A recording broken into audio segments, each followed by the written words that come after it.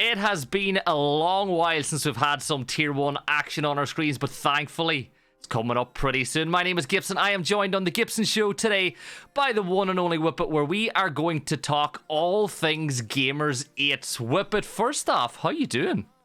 I'm doing good, as you said. It's been a little bit too long since it's been a proper, fully fledged Tier 1 competition, and it's closed in, and it's closed in rather quickly, and I think this year's Gamers8 is going to be, I think it's going to topple the expectations set from last year.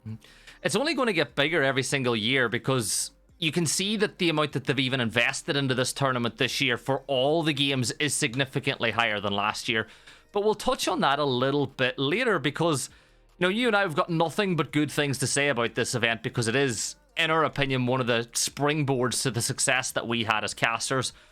But first off, it has been a long off-season so far. You know, it seems like so long ago that we witnessed W7M finally go and win that major. And in that downtime, a lot has changed with it. We've seen a lot of roster moves. We're seeing a lot of silence around rosters too, because teams necessarily don't need to announce anything for quite a long time now, with no Tier 1 leagues again starting up till October, November time. So, do you think there'll be an element of rust as we get ready for this event?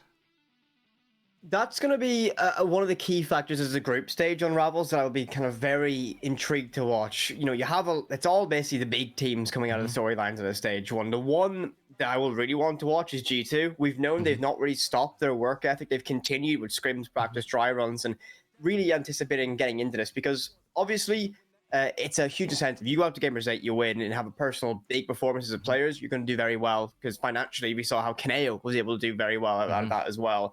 Org-wise as well, with the club system, the club rewards going on, G2 will be very motivated to do well out there because they'll have teams representing them across Rocket League, Counter-Strike, etc. going into it. And that will be the team I'll be very curious about for Siege, is how they're going to come out, because wasn't the Copenhagen major they would have wanted, wasn't the stage one they necessarily wanted after winning the World Championship. So this could be a nice little reboot for them in the middle of this prolonged off-season. Yeah, it is indeed, and we're not going to talk about any rumors on this either. This is only going to speak about the facts. There's other places you can go to if you want to read into more about rumors, but WhiPPet and I, we're going to keep things a little bit more civil. So we'll kick off with what's probably going to be one of the biggest changes going into Gamers8, and that is the game itself. So Operation Dread Factor has just been live for a couple of weeks now, WhiPPet, and if we're being honest, it's brought a lot of changes to the game. First and foremost, we've seen the third defensive operator now in a row that's been added that has completely changed the game as a whole, and in reality, it's making it harder and harder for attacking teams to get the advantage again. Yeah, it's... I mean, I'll kind of echo a lot of the conversation that we see on social media. This is a very strong season, or a very strong defender brought in once again in Dread Factor, meaning if you want to have a more bearable time on the offense, your ban is now restricted. But if you, let's say, ban an Azami and a Fenrir, you now leave Solace and Valkyrie, even a Mirror in play. So the defense is really kind of leading towards a very strong, and Fenrir as well, super strong. And that's one of the things. We've seen a limited amount of Tier 1 teams use Fenrir in official competitions. We've had a couple of appearances by TT9, Secret, and Tier 4 competitions. We've just had the Combine qualifiers for EUL teams, and we've seen a fair amount of Fenrir used there. A very fluid, a very dynamic, changeable op that can impact the map, basically the entire map, with able to place 5 mines, control what 3 are active, very fluid, and can very much shut down that poke and prod offense style that we saw so successfully done by teams like G2 during their run at SI. And it's not even the fact that it initially stops entry, because I think a lot of the emphasis we've seen on Fenrir right now at the minute is to slow down entry players, especially with the Intel denial gadget that's been brought in as well that prevents drones from seeing behind certain parts of the map. So it seems very entry focused, Fenrir, to slow down attacks. But another factor of Fenrir that I've seen come more and more into the fray is delayed usage of the gadgets. So a team might leave one of the gadgets in a room. So think, for example, maybe barrels inside of Skyscraper, where you don't activate the gadget, you wait until all the attackers get into the room, then you activate it, and all of a sudden you can get teams can get a massive flank going. You get the teams trapped and you can get kills for free. So I think Gamers8, particularly because of the prize pool, is where we're going to see a lot of the strats from Fenrir that we've not necessarily seen in comp come through just yet, just because of what's on the line. But Dread Factor as a whole, WhiPPet, how big of an impact in comp do you think it's going to have? Because it seems to me the last 3 defenders that have come through, particularly now with the fact there's no quarantine period, as soon as the patch goes live, it's live in esports as well. Do you think that this is going to bring us ever closer to being back to maybe a 4-2 split game like it was maybe 2-3 years ago? It's difficult to tell now. I think we're still very early days of a meta developing, because it looks to me from like, and this is a very limited kind of eye test on the very limited tier 1 versus tier 1 teams that we've seen so far play under this patch, and I've not been following scrims. I don't get that insider knowledge as such. It feels like Fenrir is trying to get fitted into the current meta, and it's not changed things too much. But there's not really a reason to not bring an operator like Fenrir when that's left on the board. Brings a bailiff, a good SMG, and a very flexible amount of utility. You know, a good friend of ours, Kangaroo Kenny, in his recent video about Fenrir, said kind of a phrase I think resonates. A little bit of power creep begins to feel in here. Does a lot, and you can't really justify not bringing a Fenrir when they're available. And even when they're banned, that's a ban that could have been used on a Solus, an Azami, a Mira, a Valkyrie, all the other high-impact operators. So his inclusion not only adds a very strong bit of utility, which has that ability to slowly change the meta into not necessarily utility heavy, but definitely a slower pace where your entry is going to be a little bit more contested. We saw a game on Clubhouse between BDS and M yesterday, or 2 days ago, where that Jacuzzi breach basically became untenable. You can't walk in that because there's a Fenrir up in the roof above you. So without clearing that once it's active, you can't really walk in. So it's going to be a huge impact. And not only mention the observation blocker and, of course, the changes to who has shields or not. That'll have a huge impact in the game as well. But it's even the fact that you brought it up, the ban phase in games now. So even before Fenrir came in, there was, 4 defenders that were very bannable, and then 5 situational people included Kaid in the mix, because, you know, certain maps, you have certain, certain horses for different courses. But now you're in a scenario where you've got Solus, Azami, Mira, Valk, Fenrir, and Kaid to an extent. So even with 2 of those bans where the teams have a gentleman's agreement to get rid of 2 of them, you're still leaving 3 incredibly overpowered operators on the board, and I'd say there's a 99% chance that you will see 1 or 2 of the unbanned defenders every single round as well. So in reality, I think that we're getting a lot of change to the meta over the last couple of updates in the game. The last bit about Dread Factor that I want to talk about is the Mira change that is being trialed, or not the Mira change, sorry, the Frost change that's being trialed now in the live server, or in the test servers. And do you think that that will be in the game by the time Gamers8 comes around, or do you think that, based on the little that we've seen of it, that it's still quite a ways away from being put into the, you know, let free in the real servers? That's a difficult one. We're under 20 days from the group stage of Gamers8 starting, which is very close, and I think to push a patch out, which is, I think, has ramifications beyond the fact, like, it's, to me, and I'll speak, like, I think I was one of the people in the SI crowd that kind of booed that reaction as well. I think a lot of people weren't big fans of it. It feels a very unrewarding use of Frost. You know, you get it down, someone has to, the benefit used to be, it would pull someone out of position to get a revive, left 1 person on 1 HP, and left 2 people vulnerable in that position. It was a huge amount of utility, but it was easy to deny. You know, look down in a window if it's in a non-contested spot, or drone ahead of you and have a teammate clear it. It wasn't a big deal. Now it feels a little bit unrewarding. I still think you'll see Frost played because the like reduction of shields brought out for teams. So even when that patch goes live and Frost has changed the way she is, well, what might be changed, it's still all work in progress. You don't know if it hits live, but it probably will. She'll still be in play. Shields can be important. You don't have it on smoke anymore. No one wants to bring a ward and shotgun combination. So, you know, she'll still be relevant even with the change. I think is a direction I wouldn't have went with, I think, for her gadget. I think I'm the same. There's a lot of other operators that I would have had on the chop and change block before we got to Frost, but that's a conversation for another day. On a selfish note, I'm not a fan of that change, because some of our funnest moments on broadcast as a duo as well have involved Frost mats and Frost plays. So, you know, I think back to the double Frost mat that we got on Clubhouse, where the 2 of them vaulted in the windows at the exact same time, bedroom and gym. or the game that we had on Theme Park where poor Uno got cursed by you to step into the frost mat on arcade stairs. So we'll wait and see what happens over the course of the next few weeks, but I don't think it'll hit the live servers either. So let's move on to the event itself and Gamers8. So 8 teams invited, the exact same as last year. Well, sorry, 4 teams invited, 4 teams went in through qualifiers, the same as what we saw in the event last year. Prize pool, of course, is roughly the same at 2 million, but if we're assuming that it's going to be similar to last year, there'll be individual prizes not included in that 2 million as well. But with the fact that we're still remaining at 8 teams, we're expecting it to be something the same. Up at Thursday and Friday, you'll kind of have your group stages come to conclusion. Then on Saturday and Sunday, you'll kind of have the finals of the event. Don't see too much changes there, do you?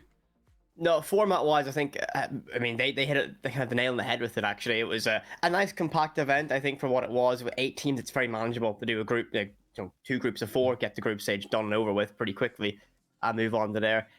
I think the quality teams that we have invited this year out, much higher in terms of the form that they're in, compared to, there was great teams out there, but like MIBR, Damwon-Key at the time, now D+, they weren't really in good form at that point when they went out there. It was kind of in a kind of a dip of form for a lot of those teams. So now I think everyone's in a good run of form getting ready for this. And, let's not shy away from it. It's a huge prize pool. That alone is going to be a massive incentive for a lot of these players, a lot of these teams to go absolutely swinging from the very first day of this event. Yeah, and let's be real, this is the most exclusive event in Siege in the world right now. It's more exclusive than SI, it's more inclusive than the majors, because as it stands, only 8 teams globally can take part in this event. And this is an event that I think Siege needs. The prize pool alone is huge for a lot of these orgs, and as you keep pointing out, it's something for the players to push for.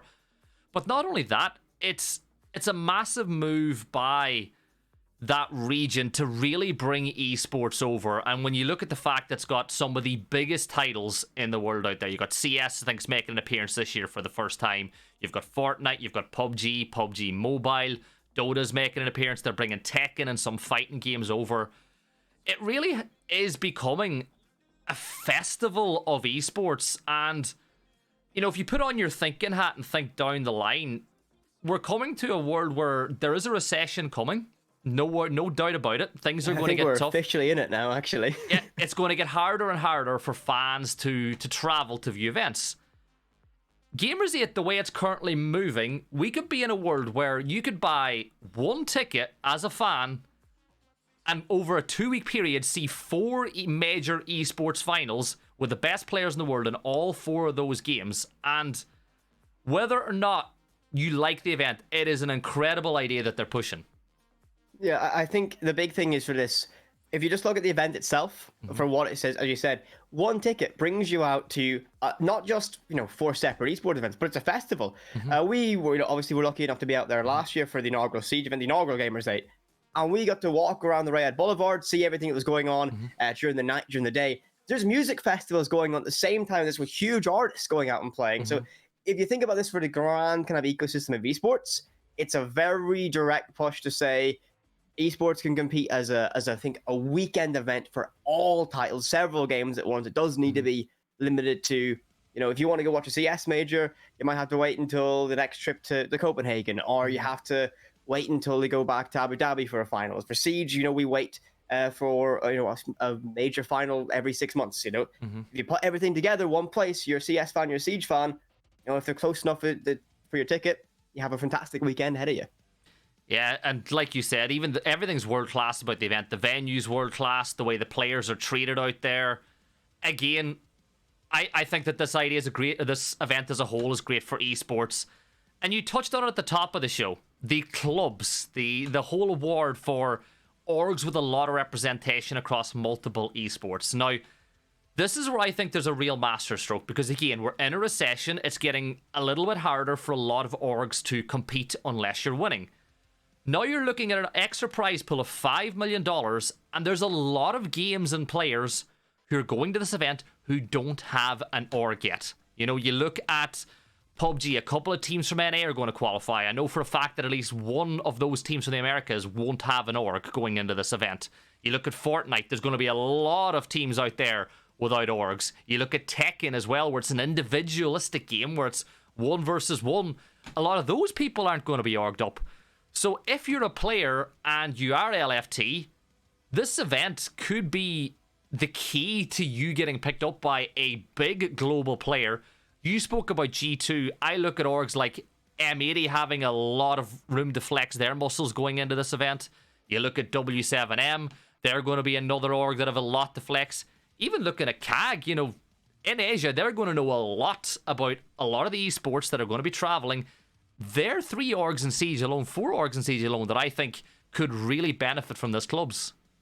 Yeah, I mean, it's a huge idea, of course, with the club system, just to kind of elaborate on what it is.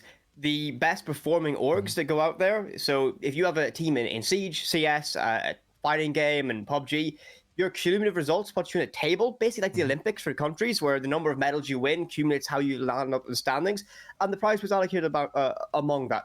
You said recession, esports is a little bit harder if you're not winning. A huge boon, and for all these, you know, especially I would say the Fortnite guys coming in. There's a lot of these Fortnite guys, you know, they're the younger audience. They're coming in with no org representation.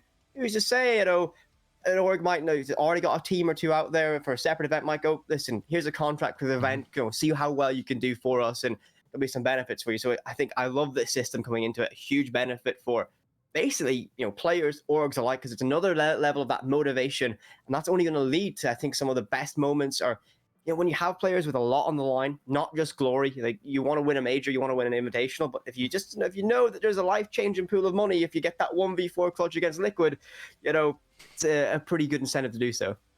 Well, imagine the context, for example, if we do take a G2, where if they were to go ahead and win the Siege event, that's 2 million. Obviously, some of that's going to be split between the players and some of that's going to be split between the org. But you'd have to assume that the club money is going to be the same scenario. So you'd expect that some of that will go to the players and some of that will go to the org as well. So in reality, I think that's a win-win for all of the players and orgs going out to this event. So I think the event proper starts in 2 weeks, if I'm not wrong. So, and then Siege happens in week 2 or 3 of the whole event, because I think Fortnite's going to come up before. So yeah, keep an eye on the Gamers8 channel, because as I said, it is going to be a fantastic event to watch from start to finish.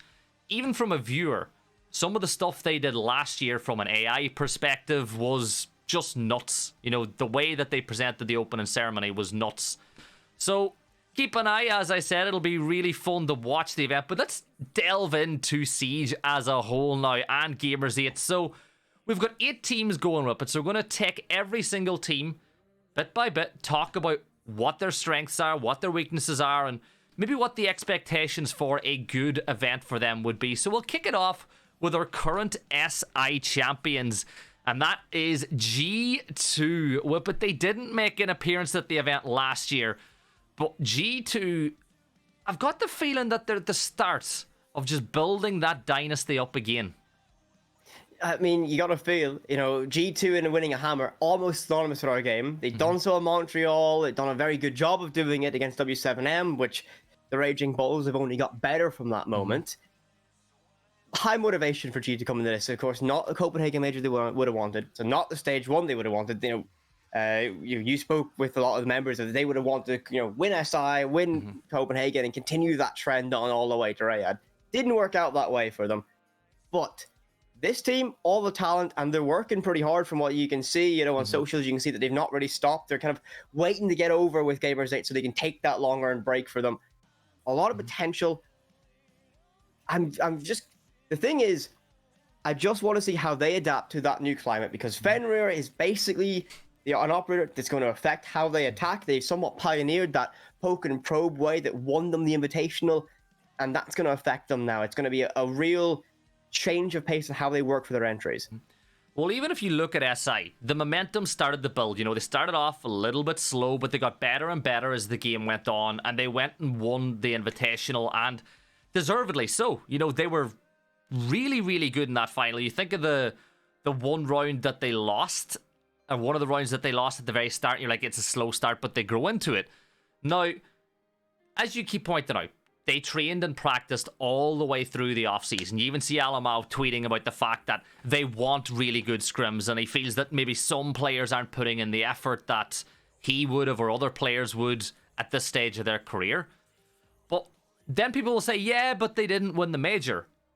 They played against Liquid, WhiPPet, not the game that they lost, but the game they won against Liquid. You and I agreed that was probably the best team performance of the whole major. The way that they played was fundamentally, that is exactly how G2 want to play. And they took Liquid to school. And if they can bring that form to Gamers8, they're definitely in with a chance of winning this whole thing. That was the game during phase 2. I believe it was a best of 1 on Border, and I was basically in awe of what G2 were able to do. The way they were able to break down Liquid. Not a bad team on Border, actually quite good on Border. We've seen like, it's been kind of in that core DNA of that team even since last August when they had a 5-1 comeback against SSG on that map, for example. You look at how G2 picked them apart bit by bit and used that G2 kind of identity of poking, probing in different ways to find a way to break down the defense. If you ever want to go back and kind of learn what could have been another dynasty starting at Copenhagen, just didn't materialize when they hit the main stage. But a perfect example of how that G2 style was. And they made Liquid look a little bit silly, and Liquid made it all the way to the grand final. Now, granted, it wasn't the result we would have wanted for Liquid. Nonetheless, they still made it to the final further than G2 at the end of the day. But if G2 can find a way and adapt and be the first and very early to this new climate, this new meta, this new potential that Fenrir and Dread Factor brings, they're going to make a deep run. And I really say, if safe money would be on G2 to make a whole run and win the event. Yeah, I think for them, the goal is at least the very minimum is the final. I know that speaking to coaches and analysts for the team, they expect to win the whole thing, which is what every good team is going to an event like this thinking. But you look at the individual pieces they have. Doki is incredible. Benja has revitalized this side. Alama's taken on the role of IGL, and you can see the identity that he wants to bring. And underrated pieces, Virtue and Blur have been very good this year. Virtue in particular at SI was phenomenal. I think that was, put Oceania back on the map before we had that region in play for stage 1. A huge performance in Montreal from Virtue. A big thing I like to say is, while this team's been together for a long time, kind of G2's had a turbulent time since they've lost, the core. I think that original legacy, it's always been in that turbulence. There's always been players coming in and out of it. Cryin was on that roster at one point with Hungary. The Kayak at one point even had a G2 tag to his name. This team is building chemistry and building momentum. Look at the way at a LAN event, how Alamau and Blur interact. They're boys. You can see they've got their own little handshake, their own high fives. This is a group of people that are becoming a very tight-knit group of friends. You even see it when you speak to some of them like at events. They're always kind of in a crew together. They're always kind of bantering with each other. They're very close-knit, and that's a huge thing for a team. There's only room to grow for G2, and I think they've not hit their ceiling yet, even with a World Championship in back pocket. Yeah, I think, to be honest, the change in format probably came at the worst time for them. They're building so much momentum, and not having a stage 3, which would have been, later in the year would have been stage 2 going on right now. Probably not the right time for that change for them, but I think G2 are only going to continue improving over the course of this year and next, and I agree, they're up there with my favorites to win this whole event. Next, though, let's cross the Atlantic and look at one of our 2 NA teams that are taking part, and that is OXG. And I couldn't get a team photo of the new OXG roster, so went for Foxy, and this is a great picture of Foxy to get us up and running. It is, of course. Foxy, long-standing member on that roster, and it's a new OXG that will be moving out to Riyadh for this event. Of course, Vertical, Yoga have departed the team, Sweater and Fish have come in. I hope that's all official. It says so on Wikipedia at least, so that's all locked in. So it's a new identity for the team. Yoga joined, Sweater left, Vertical left, and Fish and Sweater are the 2 new players. My bad. I misread my Wikipedia entry there. Not good enough. Not good enough, mate. I'm sorry. New identity. Yoga coming in is a player I've got a lot of respect for. I believe, Yoga came in at the end of the EG dynasty as well as kind of that last saving grace of that team before, unfortunately, Yorg kind of exploded away from our scene. And Fish, a player that, I'm not necessarily the most familiar with the up-and-coming talent out of North America, so I'm excited to see what they do. But I've heard good things. I've not seen it personally. Yeah, because we're very EU centric over here for the games that we watch, at least for time zones, etc. But it's a new roster, which means possibilities galore, but you've got a massive amount of experience, of course. And one thing I'll say is you got Dream on that team. Very good at making clutches, very good at kind of leading that, and I think is the glue of that roster at the minute. And got huge experience with Foxay, can lead these players to success. The question is if in NA the quality of Scream's performance and that identity that the region has is enough to compete internationally again, as it's been on a little bit of a decline the last year. So ever since Charlotte Major, DZ was the last kind of pop on the radar for North American Siege, in my opinion. But you look at OXG, and you got to think that at SI, they really, I'd say, increased the expectations of this roster with the way that they performed. You know, they've made some changes again, but at the start of the event, a lot of people had them, you know, making it to the stage maybe, but didn't know how far they would get. But they were just really good at playing the fundamentals. You know, they didn't go and try to change the meta or define the meta with the way they played. They knew what they were good at, and they played it. And this is one of the reasons why I want to give Foxay a lot of credit for what he does as an IGL and, you know, leader for his team. He's so good at enabling his teammates to be able to perform and succeed. And again, this is a roster that I think that for this event, they'll be looking to get out of the groups at the bare minimum. But if you give them momentum with it, they're definitely a team that could surprise and go on a big run at this event. They've got the North American Shaiko, Newers, okay? And that's the big thing. If a Newers is enabled and can play a very strong tournament, you're going to be seeing numbers get put up on OXG run deep. We've always spoke about how OXG were kind of that team that were waiting for their moment to be kind of North America's biggest roster. This could be the time for them to find that strength and stride, because the region, a little bit floundering right now. A lot of rebuilds going on, a lot of restructuring. While yes, there's 2 new players coming in. Got a core of 3 that's been together for a decent amount of time, has decent experience, has made deep runs several times. You know, you got to think Foxay's made it to semifinals of invitationals before. You know, even knocking out teams like Evil Geniuses in their prime. You know, back on that coastline game where Laxing sat on top to get the final kill on Canadian. Of course, I have to remember that. You always bring that up. You love bringing things like that up. It's burnt into my brain. But they've got a core of 3 super experienced players. I think Newers is less experienced than Foxay and Dream, but still has been with that core for a while now. Fish, Yaga come in. There's a good chance that you see a deep run, because a little bit of fresh blood always can kind of reinvigorate a team to find that next gear, that next stride. And I've been lucky enough to talk with players from most of these sides, and when I spoke to Foxay, he was one of those players just very calm. He gives off this calm vibe, and as an IGL, that's exactly what you want. So, look, I look forward to them playing well. You know, they're one of the sides that I've got a little bit of a soft spot for, so if they can go and put on a performance, I'll be really happy. And look, you've got your lovely white and silver OXG jersey that I'm sure you'll be repping if they go and put on a performance as well. But we'll move on now from OXG and talk about our current major champions. The Bulls, the Raging Bulls, W7M, who all the way through 2022, particularly up until we got to major events, were steamrolling players. Like, I mean, they were making teams like Liquid look easy. They were in group stages, running over everybody who came in their path.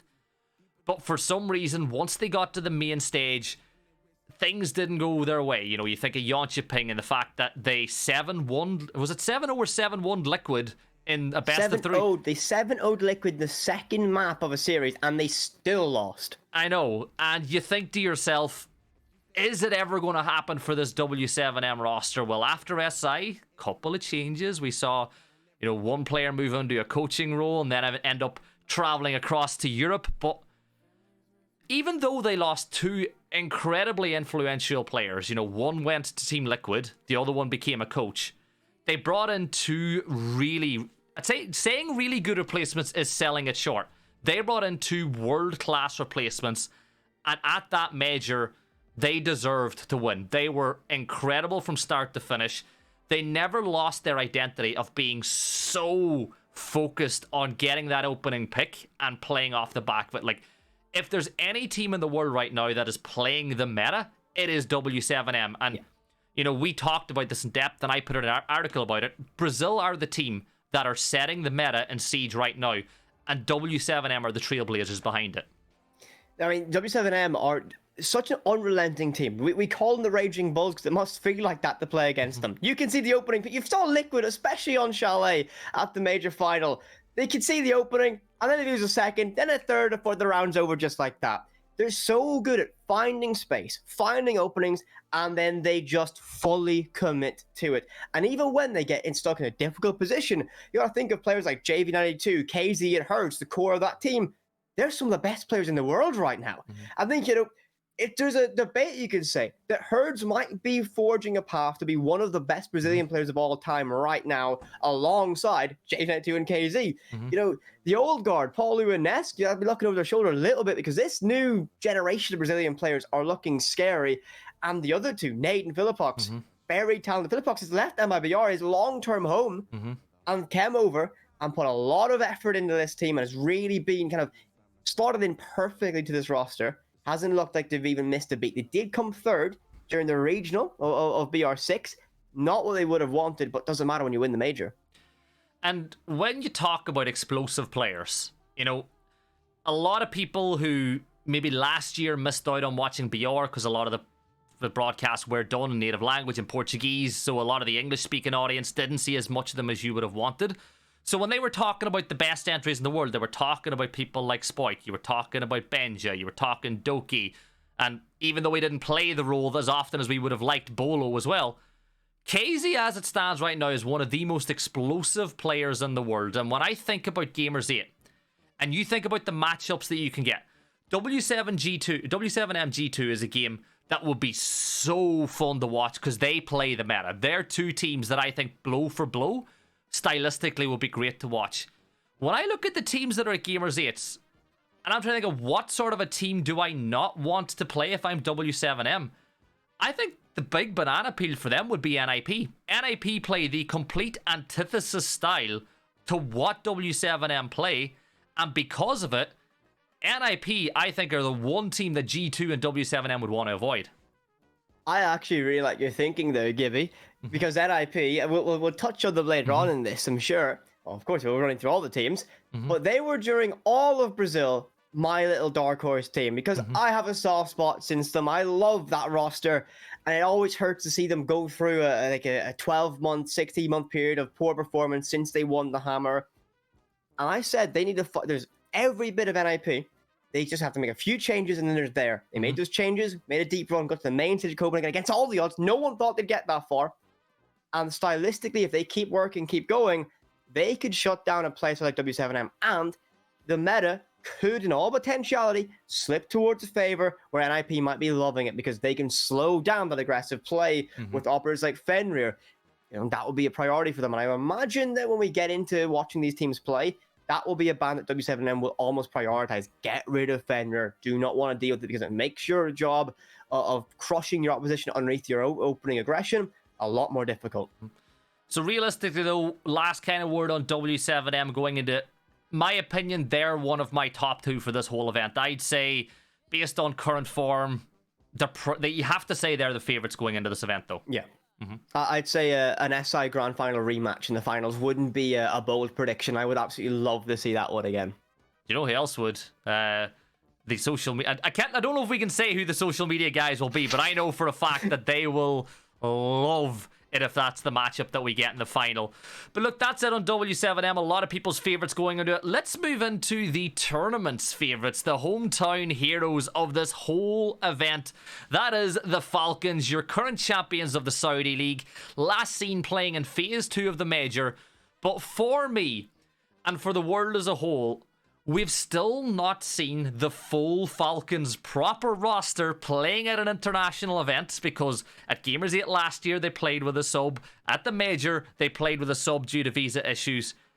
If Falcons manage to get their full core roster together for this year of Gamers8, I think again that they're going to catch people out.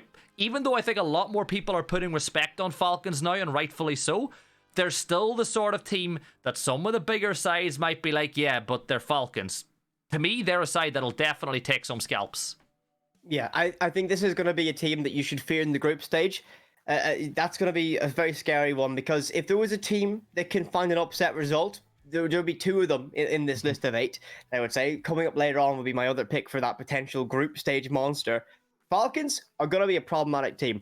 Because you said, we've not seen them at full strength in an event like this. Last year with a sub, Copenhagen with a sub.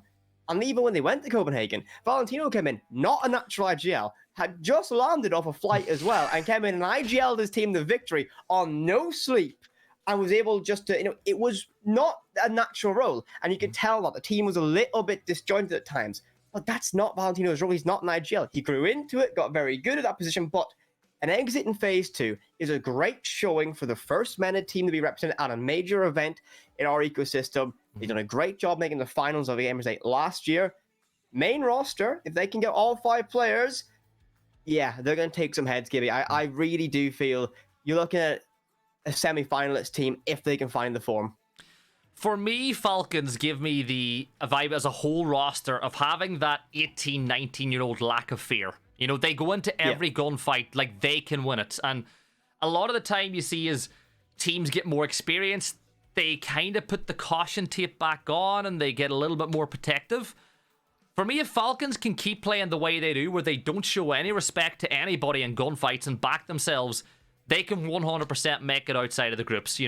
Valentino, you saw it, he's got a cheeky smile and a bit of a laugh about him whenever he does interviews. He got a lot of fine. You think back to what Jalad was able to do at the last event in O-Kills.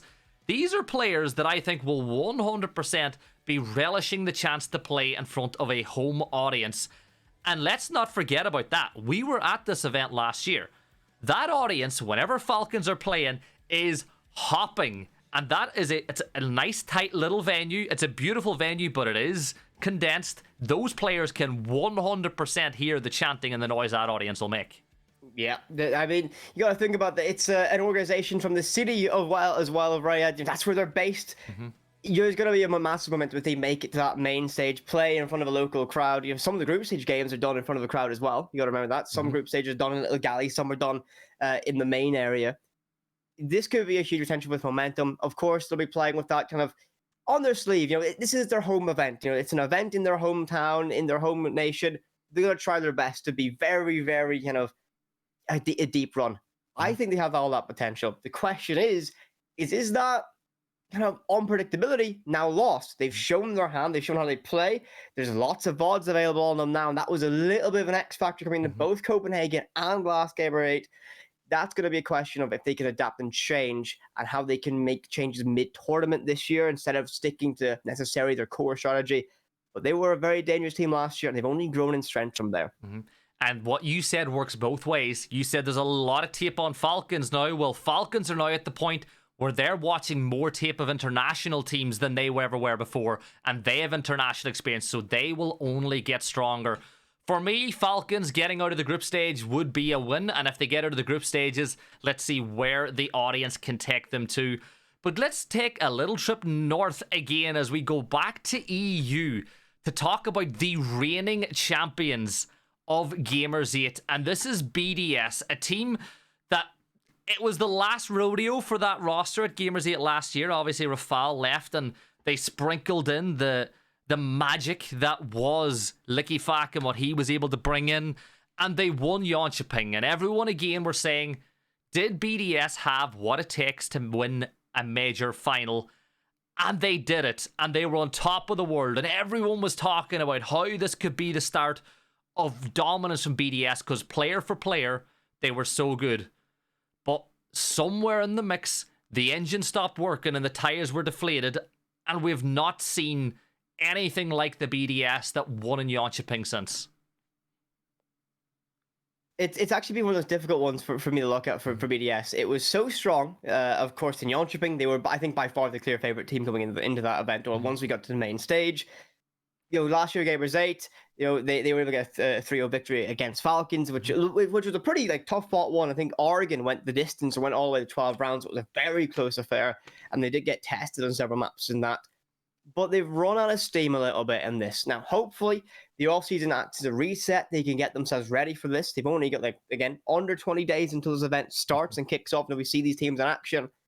But we've just seen them play in the R6 Combine qualifiers for EUL teams, and they got knocked out pretty early compared to what a lot of people were expecting, not qualifying for that Tier 2 competition, and they fell to M&M, and they fell to Wild, both on Clubhouse, a map that used to be kind of known as a don't take BDS to club affair. And the way they lost those games too was really telling. They got swept by Wild. Like, it wasn't even close in reality. Teb was phenomenal that game. If you haven't 17-2. If you haven't had the chance to watch that back, the game against M&M though was a heartbreaker. You know, they clawed their way back into that fixture. They went into round 11 with the size level at 5 apiece, and they lost a 4v2 against M&M. And it was all down to an ace by Tyrant, and that shook them, that rocked them. And they're going to have to get over that really quickly. Now again, putting on my tinfoil hat, Combine wouldn't have been as high on their priority list as Gamers8, so they're not necessarily going to show anything. They're not going to be showing the full BDS. But I feel like for maybe some of the older players in this roster, the more tenured ones, like your Wrenchies, like your Breede, they need to start putting in a performance, because you saw at the end of last year, after winning the last event, they made the change. They got rid of Rafal and brought in Lickyfac, and the question is, how long will BDS be happy with the way the team is performing now without making a change? Because this event could be huge for the huge long-term ramifications for this core roster, this 5. I would say BDS are looking at a point where they need to make a deep run before. If they make a deep run, I think that would indicate to me no changes anytime soon. But you're right. You know, this has been a roster that's had momentum. It's fallen off. I personally, I'm starting to ask a few questions now. There's GOATs on this team. You know, we have Lickyfac. He's literally one of the best players in the world. I think that's a pretty safe statement to say. He's on that entry role and IGLing a team. Not a very common combination, a very stressful one, but makes it work. You've got Shaiko. Do I even need to explain how good Shaiko is at this game? Forges his own luck at times in these moments. If they can get every piece of that puzzle all synced up, all working, and playing that BDS style of Siege that we all love to watch week in, week out for UL, yeah, there's a good chance of a deep run. I'm going to be bold and say I don't see them retaining the title. I don't see them making the final. But for BDS, I don't think the objective is to win this tournament. It's to find their footing and make it to the main stage. Quarters, semis, that will be the target for this team. And again, it's a case of they need to start improving. They really do. You know, you look back at the emotion. I think we were at the event in Jönköping, and you saw the tears of joy. You know, just even relief. It was like a weight was lifted off some of the players when they finally went and won that event, because it meant so much to them. I have a feeling they're going to come into this refreshed, though. You know, they've had a lot of time to look at what was wrong. You know, they had an extended break compared to maybe some of the other teams that are at this event, to get reflective, to look back at what went wrong in stage 1, to look back at, you know, where they've had issues. And I think that we can't rule them out for having success either. Again, look, I'm overly positive. You give out to me sometimes because I'm literally the most positive person in the world. But for me, BDS, this is a big chance for them to remind everybody that they're still relevant. So, and look, being from EU, even though we're now Brazil shills, because that's where we worked in Tier 1, I have a soft spot for this roster. You do, because at 3 a.m. in the morning, you had Alems just chilling on the phone every night talking in French back to his hometown. I feel like he didn't realize. I shared a floor last year with BDS and SSG. That was a fun one. I'd say you're closer with Alems now than he is. He probably didn't realize you could hear every word of his conversation. But no, even look at him. Look at the smile on his face as he's lifted that trophy as well. I think we'll see the best of BDS again. I think when the pressure's really on, they turn up, and I'm excited to see what they can do as the second EU team. But now we go back to the States, and we're going to look at a team that is currently putting together. If you watch football, they're Galacticos. You know, the old G2 style of putting together the best players in the world that are available at the time. And when you look at this M80 roster, Diaz is nuts. Kino is, every time I see him play, he gets better. Spoit is a Spoit. Look, again, there's a reason why they were willing to pay so much to bring him over to the States and buy him out of his contract. Iconic, who... Look, his name's everything. Iconic. You think about the play that he made inside or down in basement in Oregon at a major. To me, this roster, player for player, is as good as anybody in the world right now. I think that maybe Copenhagen came too soon for the roster, too quickly in their development. But if they come out swinging at this event, you could put W7M and G2 to the side because this roster has the potential to be the best 5 in the world. I actually have to echo a lot of what you said. If you look at stat for stat, the players on this team, they might have built one of the scariest on paper teams that exists right now. That's not called W7M. Mm-hmm. They were the best team inside North America. They won the NAL in Stage 1 for Blastar 6. Copenhagen, yeah, a 12-14 finish, underperforming. It was M&M that actually believe knocked them out at the end of the day, if I'm correct in saying it. So, an underdog tale in terms of that one. EU getting revenge on Spoit leaving us, I could say. But, I mean, let's obviously talk about the fact that Spoit is on this team. One of the best players to come into it during his turned 18, signed for Rogue, went and won the major after that. You can't really ask for a more Cinderella story from that. And from that moment on the map as one of the best players of all time, on course for potential GOAT status, if he can find more results. And M80 might be the place to do it. Coming to this event, I don't think there's many more teams. Maybe G2 and M80 might be the most motivated to come in to have something to prove for this. I think people need to realize that if M80 go on and win Gamers8 and then potentially win a major later this year, Spoit instantly becomes into that conversation of the GOAT. He already has a legacy. He's only been playing the game for 12 months competitively, really, when you think about it, and he's already experienced success. Speaking to him, he wants to win everywhere he goes. Like, for him, he wants to be known as the one of the best players of all time. And if they build success, not only is that going to say a lot about Spoit as a player, but it's going to say a lot about international transfers, and that might open the door to see more teams crossing regions to try find success. Again, it is still really new in this roster. We saw, even though they won Stage 1, I think there were teething problems with, the likes of Iconic having been on a roster for so long and then changing to M80, adjusting to having new teammates around him. Particularly when you consider that the core of this roster is still Brazilian. They've got that flair. They play the meta. I think they're only going to get better and better. And I think they're one of the teams that after the first day, we're going to know what they're going to be like this whole tournament. I think some teams grow into a tournament. I think M80, they're one of the teams where you'll know from the very first minute they play whether or not they're on for the event. Yeah, I couldn't agree more. Day 1 of groups, that Thursday, you'll know whether you're going to see M80 make a run or if you're going to see them make an early exit. They're a very hot and cold team, I think, or at least they were. I think for Copenhagen, either they showed up one of the best looking teams in the world or they left a little bit behind, a little bit to imagine going into it. But a very talented team. I cannot wait to see what they can do. And they might be, they could rival OXG for that shining star of North America. They did win NAL in the previous stage, so I think you could say they currently are that shining beacon for North America. Yeah, and look, when I think about players that I love watching, Spoit, Kino, and Iconic are on that list. So just watching M80 play is always a joy. So that concludes the NA for our preview. Let's move on to our last Brazilian team, an NIP, and we've spoke about them a little bit already. And there was a point last year where everyone was talking about this new meta, and people were talking about, VP and saying how poorly they were playing. And Doki from G2 came up and said, guys, you're wrong. These guys are not playing behind the meta. They're playing their meta, and they are so good at it. But while everyone was talking about VP, over in Brazil, NIP were doing the exact same, but better. Like, NIP had a poor Stage 1. Let's be real. They had a poor Stage 3 last year. They had a poor Stage 2 last year. In reality, NIP went missing after they won SI. They just fell off the face of the earth. They weren't the same team. They made some changes. Wizard came in and people were on Wizard's back. They were looking for Wizard to get dropped. And then all of a sudden, they make the Cinderella run.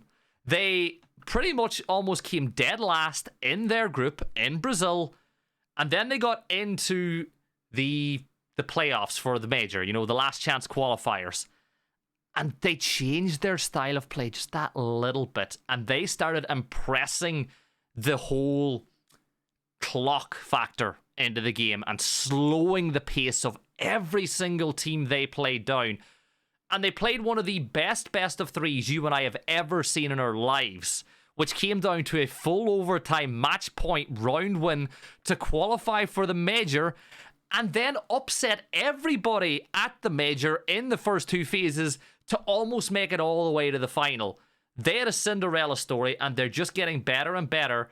And while everyone else is chasing the new meta, this new fast-paced style of Siege, NIP are still the beacons of hope for those people who love really slow tactical gameplay. Basically, the story was if NIP were able to get a plant down, that was when they were in the most dominant. They played very objectively focused. That was their core identity, something that wasn't the most common. If you look at Europe, North America, even APAC at the time, it wasn't how a lot of people were playing, even other Brazilian teams, you said. And when that LCQ hit, the small changes that team needed to do to make sure they won their post plants once they got the case down, because they're very good at getting case down, converting that into victory. That was another story, you could say, at least. They're always able to find a way to make an impact on that, and slowly but surely they improved. They found the recipe that worked for them, and I think it's going to continue to get better. I don't think Dread Factor is going to throw them off their game too much. It might even help them to slow down and really kind of, I think, punish the aggressiveness, at least domestically inside of Brazil. You got to think about W7M, Liquid Phase, how aggressive they can be. Fenrir might slow that down and help them in that. But for G8, I've been very positive for teams normally this time. I've said everyone's going to make it a go to this point. But I do see, maybe this is just my personal bias. I do like NIP as an org, and this team especially. I can see if they start out hot in this event, an upset result where there's a world where they can lift that trophy. There's a world where they're the Brazilian team to do it. And I wouldn't be necessarily completely shocked. It would be not in necessarily my open pick to do, but it's a potential for them. And again, we spoke about it. I think Dread Factor is only going to improve the way they play. The way their style with Fenrir, and now the fact that you've got the observation blockers. This is a team that could leverage that to find more and more success. Again, on a personal level, I'm so happy for them because there were serious question marks over this roster at the end of last year.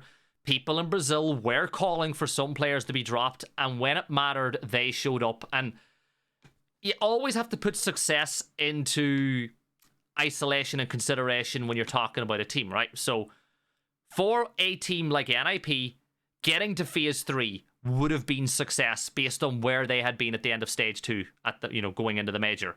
So they exceeded their own expectations, and I think that even though Gamers8 might not be their tournament, they're only going to get better and better as the year goes on, and I'm genuinely delighted for the 5 players that they've answered so many of those question marks.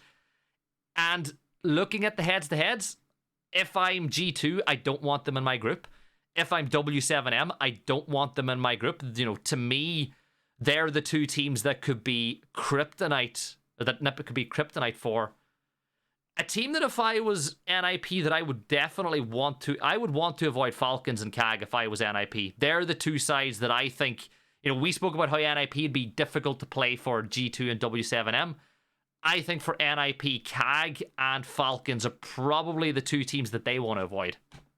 Yeah, I think CAG could be a scary one, actually. And you say those 3 letters inside of Siege, and you can already start to see the smile across my face for that one, Gibby. I think that it might be our last team we had to break down as well before this. Why do you think I left them to last?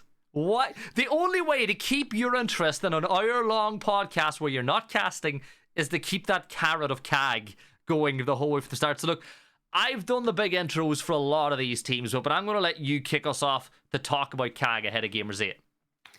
CAG. Well, they're often known as the best team in the world. Many people say that, and they have one of, I think, the most unique styles of play, but I don't expect to see traditional CAG at Gamers8, and I've got a reason for that. But roster on the screen for you: Anton, Blackray, Suzu, Arkrili, and Chibzu. A very talented roster from Japan. Now, they didn't have stage 1 that they would have wanted. They weren't able to make it to Copenhagen, didn't even get through the LCQ, didn't even have a good performance in that. And that triggered a series of changes behind the scenes to make some core changes to that roster. Now, I'll pull it up here. They brought in Fuji and Papilla as analyst and coach. Former members of Papilla, former member of what was one of the strongest rosters during its time of Norangu. And now you got to think about that, bringing in that philosophy of a more structured but mixed with aggressive style of play, with a team that slowly moved away from the off-the-walls Japanese style of play to a little bit more structured. If they can combine structure from a new coach and the aggression they've already had as a core, CAG could be very dangerous. I'll set my expectations real. They're not going to win the event. If they do, I might explode of excitement. But they are going to be, like, if you see in your group, you've got CAG, you're like, right, okay, this could be a problem. Because if you're going to drop points into any team or even cause a little bit of difficulty in the best of three, it's going to be these guys. And I just want to put this out there for all the viewers at home. Everyone has their idols in life, these people that they want to meet. For me, inside of all sports, my idol's Alex Ferguson, somebody I'd love to meet. You know, just that separate story altogether. But when it comes to Siege, I've been lucky enough to meet a lot of my idols inside of Siege already. For you, though, it's CAG. Every single member of the OG CAG roster are people that I know that you would dream to meet. So if you ever get the chance to meet Anatun, I don't think you'd be able to contain yourself. But here's the kicker, right? There's only 2 regions in the world that use Monty to his best ability. Now, Brazil use Monty a little bit differently than CAG do. Let's be real. They use Monty. He's almost like your entry fragger, not your ground controller, which is what other teams use him for. In an ideal world, you want CAG to be in a group with Brazilian teams so that you know for a fact that you will get to see Monty getting used on both sides of the play. Because you've seen a lot of international teams when they play against CAG now, they ban Monty straight off the bat, and that's like the X factor of this roster gone already. Now, with the new management and the new coaching, is that going to change? I don't know. But for me, in a best of 1, CAG are terrifying. In a best of 3, that's where they've had problems with it. So going into this event, where if I'm not wrong, last year was all best of 3, so it probably would be the same again this year. That's the Achilles heel of CAG. So I want to see, can they get over that best of 3 hump? Yeah, I mean, we look at the CAG's best results. I think during the group stage of the last Invitational, they got a victory over BDS, and everyone was like, oh my god, CAG beat BDS. And that was the best of 1. When we got the best of 3s, well, we don't ever really see CAG in a best of 3. Don't ever make it out of the groups to get to that point, unfortunately. As much as that hurts to say, they don't do it. They are a team that I feel, when you add 2 extra maps into that potential pool, they might win the first one, they could blow you away in the first one, and then they'll get figured out and it'll get slowed down and you can really counter them. And that's why I think the new management, the new coach, new analyst could really help them. I think if they finally get a style that blends a bit of structure, a bit of better utility utilization, some counter analysis, plus their kind of creative thinking that matches the rest of the region, like what we've seen from Scars and Donut during all of what we saw, all of basically Copenhagen, they could be a very dangerous team. But they are that outside pick to be an upset provider in the groups. For them, the target would be make it out of groups. That would be huge for them. But even the fact they've qualified for this after what was a lackluster stage 1 in a very competitive APAC qualifier, that's a massive improvement already for the team. And you're only going to be looking at results getting better and better as they have more time to work with this new coach analyst combination. Yeah, again, this event might be too early again for CAG, but with the new roster, but we'll see as time goes on. But that kind of brings us to the end, and I think I'm gonna give my prediction. Like, obviously, we don't know what the groups are yet, okay? So we can't guess who's going to make it to the semifinals, but we can give a kind of power ranking of what the teams are going to be like getting out of groups. I think, WhiPPet, I'm going to ask you the same question, but for me, looking at my 4 that I expect to get to the semifinals, provided the group stages allow it to happen, I see W7M, G2, M80, and Falcons as the 4 teams that I predict to get out. And the reason I'm putting Falcons in there again is they're going to have that whole thing of representing their region, and they've done it before. Again, it's going to be really tight. I think that the tournament as a whole is so much better this year than last year. But that's my 4 that I expect to reach the semis going into this. What about you? Where do you see your 4 teams without, obviously, blind reaction without groups? I'm going to be really boring and actually say I also see the same 4 being that semi-final pick. My one thing would be Falcons. I think there's a chance that they might not be able to make it the semis. I think they'll definitely get out of the groups. I would say in that place, I will be looking at BDS versus NIP without knowing the groups. Of course, it's difficult to call that for the semi-final predictions, but basically, I'm on the same page with you. We've got a lot of strong teams, and once we get to that semi-final mark, if we have your 4 predictions going into that semi-final, what a shootout of games that is going to be to decide who is going to be the victor of the competition at the end of the day. Yeah, well, regardless of what happens, I'm sure you and I will get together and put something out on socials ahead of those semi-finals to give our predictions when we get to that point, because it's something you and I always do in person. We never put it out on social media, but usually we're right. That's all I'm going to say. Usually we're on the same page. Usually you're more right than me. Normally my predictions are the most... You go from here. You go from here. I go from here. My heart's right, I make my predictions, so normally it's the most deranged, like, yep, it's going to be CAG, even if they're not qualified. CAG will walk down with a steel chair and make their presence known. That's that type of vibe. But yeah, maybe we might dabble, put some predictions out when it gets time. Yeah, well, that's kind of it. We'll get our predictions as the time comes, but that is our little breakdown of all the teams that will be taking part in Gamers 8. Reminder, the event will run from the 13th of July until the 16th of July on the Gamers 8 channel. Make sure to give that Twitch a follow. There'll probably will be a Bravo channel as well to catch the group games that aren't casted live from the venue. All in all, get your eyes on. I've missed Tier 1 Siege so much, so I'm so excited to get it back on the big screen again, particularly in an event like this one. WhiPPet, anything you want to say to close out ahead of the event?